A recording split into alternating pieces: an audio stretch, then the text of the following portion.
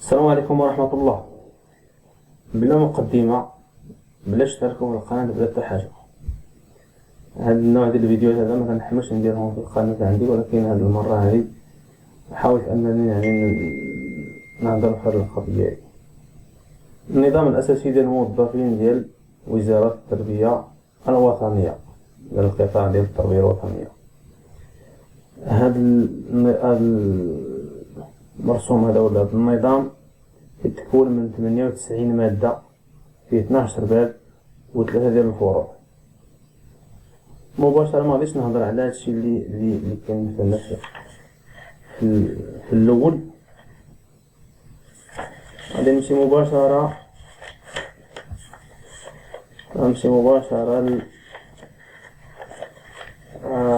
اللي كيتسمى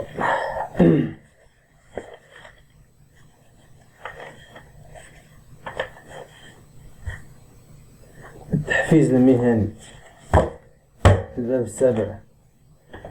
السابع ديال التحفيز المهني، المادة 60. غنمشي لها مباشرة. المادة 60 هي التحفيز المهني. ابتداء من فاتح يناير 2024 يستفيد من منحة مالية سنوية صافية قدرها 10,000 درهم، تؤدى عند نهاية كل سنة أعضاء الفريق التربوي للمؤسسات التربية والتعليم العمومي الحاصلة على شرط مؤسسات الريادة. هنا في هذه النقطة هذه شحال عندنا من المؤسسات ديال الريادة في المغرب؟ المؤسسات الأخرين بمعنى راه ما كاين لا تحفيز حتى حاجة. هنا كاين تحفيز بالنسبة لهذوك المؤسسات ديال الريادة فقط. الحصول على إشهاد بالمشاركة في الدورات التكوينية المبرمجة لفائدة العاملين بالمؤسسة التعليمية واستيفاء جميع مراحلها، استثمار وتنزيل المقاربات البيداغوجية، موضوع دورات التكوين إلى غير ذلك.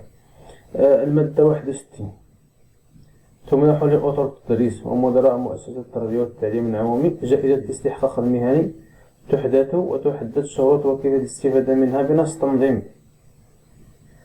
تمنح سنويا للموارد البشرية التي تقوم بمبادرات وممارسات متميزة شهادة التقدير والإعتراف مرتبة حسب أهميتها على النحو التالي: تشجيع، تنويه، ثم ميزات الشرف.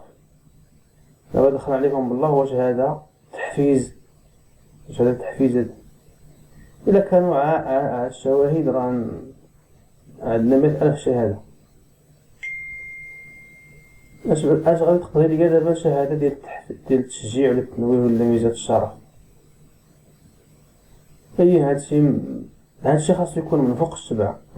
أما باش تحفز أستاذ بهذا الشكل هذا راه ما تحفيز ما توزع، باش نكونوا واقعيين. تمنح شهادة التقدير والاعتراف بمقرر للسلطة الحكومية المكلفة بالتربية الوطنية. الحركة ما نهضروش عليها، ماشي مشكل. غادي نشوفو حاجة أخرى. ما غاديش نهضروا على هادشي كامل، غادي نشوف غير بعض الأمور.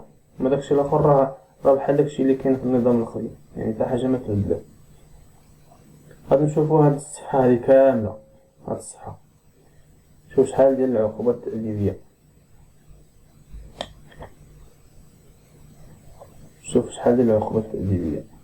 العقوبات من الدرجة الأولى، العقوبات من الدرجة الثانية، والعقوبات من الدرجة الثالثة، والعقوبات من الدرجة الرابعة.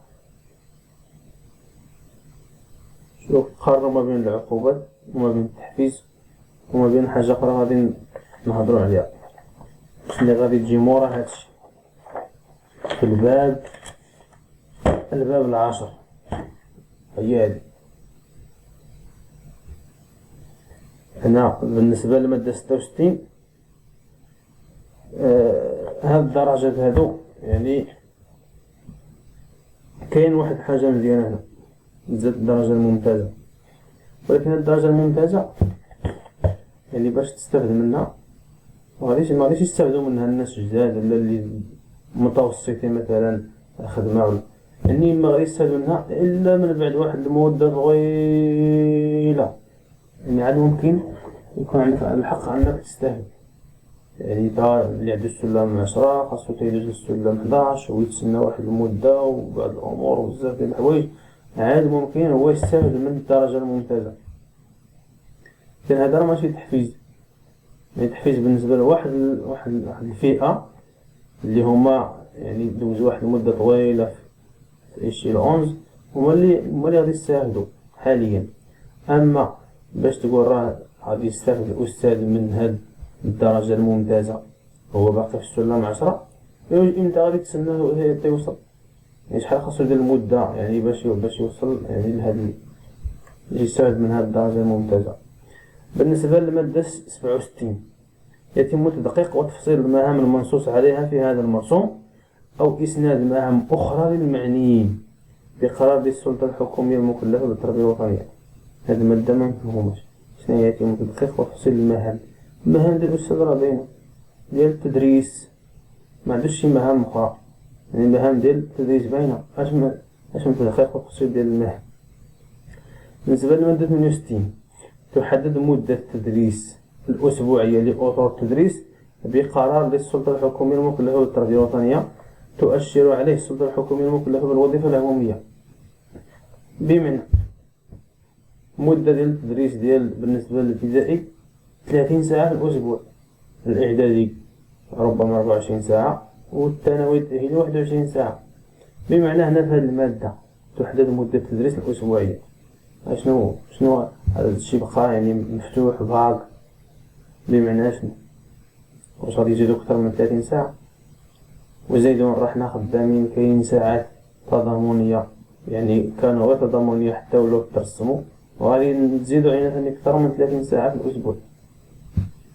بالنسبة للمادة 69 تشارك الموارد البشرية لزوما في دورات التكوين المستمر المنظمة لفائدتها من أجل تطوير مهاراتها وتحسين مردوديتها.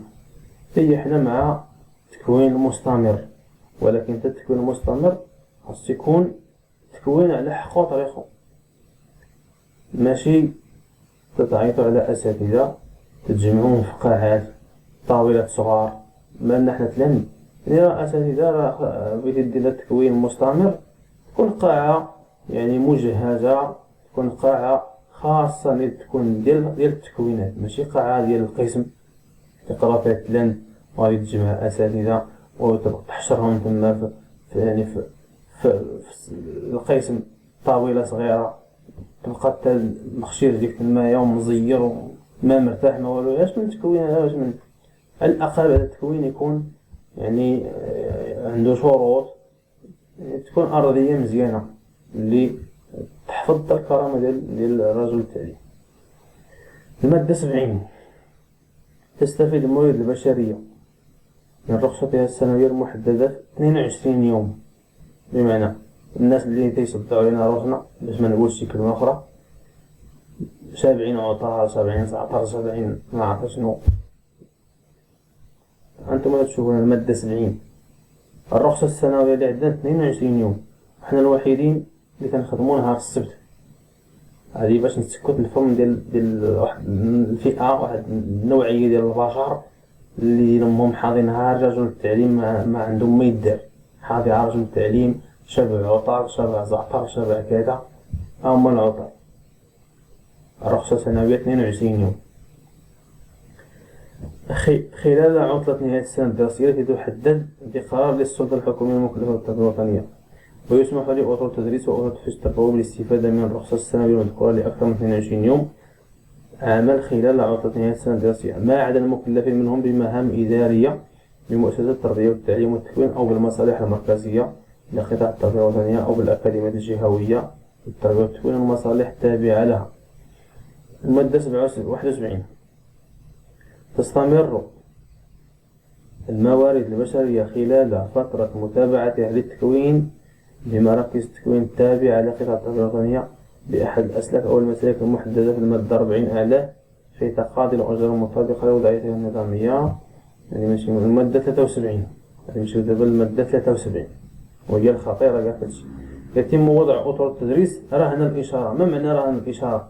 أشنو زعما رهن الإشارة؟ فين ما احتاجناك في شي قنت راه زيد سير خذ لنا كذا وشوف ثاني الترونسبورت تخسرو من جيبه وتخسر كذا بزاف ديال الحوايج.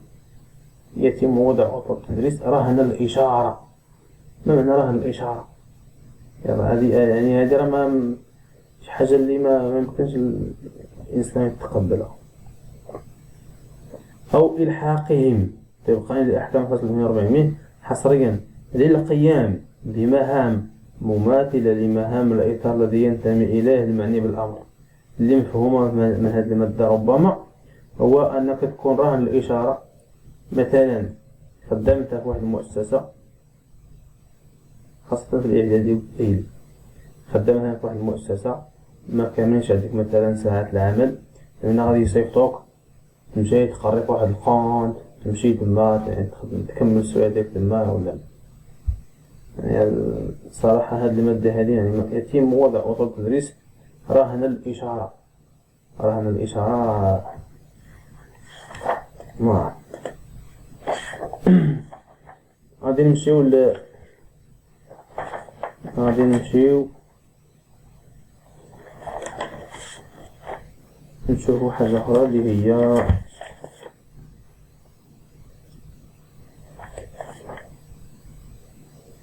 هي الباب رقم 12. الباب رقم 12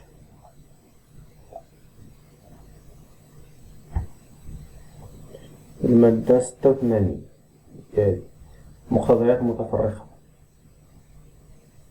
غادي نمشيو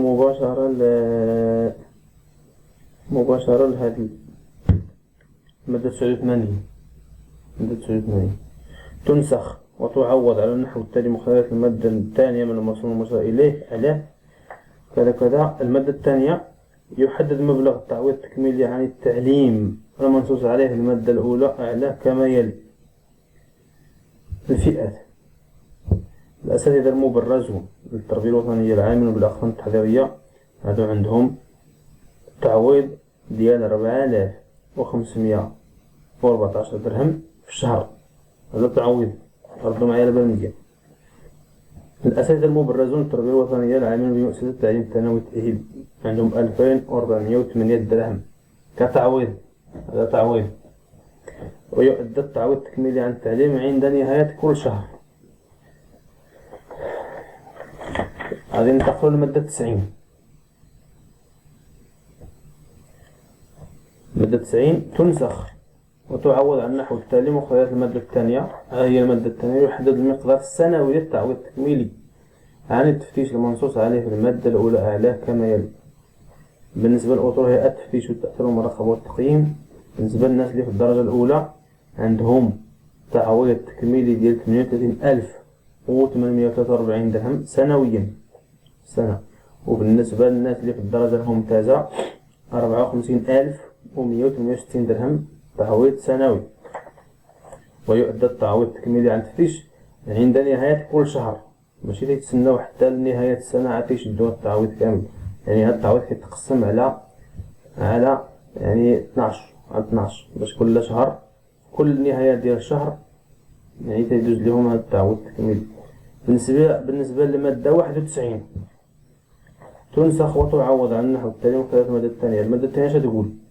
يحدد المقدار السنوي للتعويض عن الأعباء الإدارية المنصوص عليها المادة الأولى أعلاه كما يلي. المؤسسة والمهام والمبالغ السنوية بالدرهم. بالنسبة للمدرسة الابتدائية المدير عنده تعويض سنوي ديال 43000 درهم و730. وأستاذ التعليم الابتدائي المكلف بتسيير فرع يعني فرعية 7200 درهم سنويا كتعويض. والأستاذ اللي خدام في القسم علاش ما تعطيوش التعويض؟ ولاتي باش نمشيو للآخرين. الثانوي الإعدادي المدير عندهم 48000 درهم و859. الحارس العام الخارجية 27949. الحارس العام الداخلية 27949. بالنسبة للثانوي التأهيلي منهضروش على المديرة 56000 درهم و46 مكلف بالمكالة. الحارس العام الخارجية 28000 درهم و345. الحديث العام الداخلية 28,345.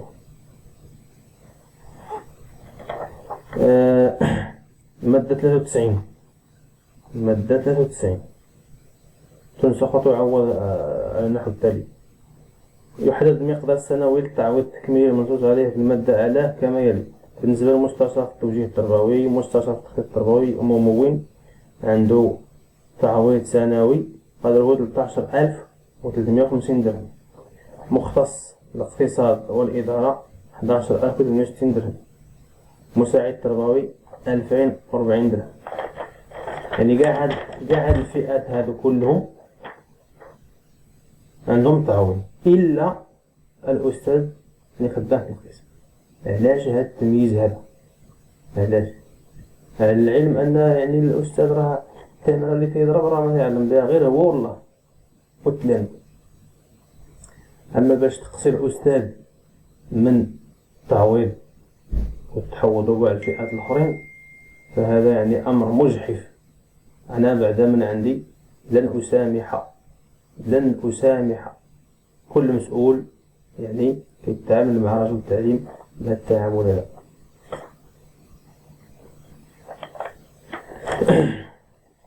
يعني أنا حاولت أن نهضر غير على هاد الحوايج هادو. حوايج أخرين يعني اللي بغى يقرأ يعني هذا النظام الأساسي كامل، أنا غادي نخلي لكم الرابط ديالو يعني في أسفل الفيديو، أو لا ممكن أنك مباشرة تدخل يعني الجريدة، الموقع ديال الجريدة الرسمية، وتمشي للعدد ديال 72/37 وتنشر نهار 9 أكتوبر 2023. غتلقاه تما وغتيليشارجيه وقراه يعني من الأول ديالو حتى النهاية ديالو. الله يعاونكم.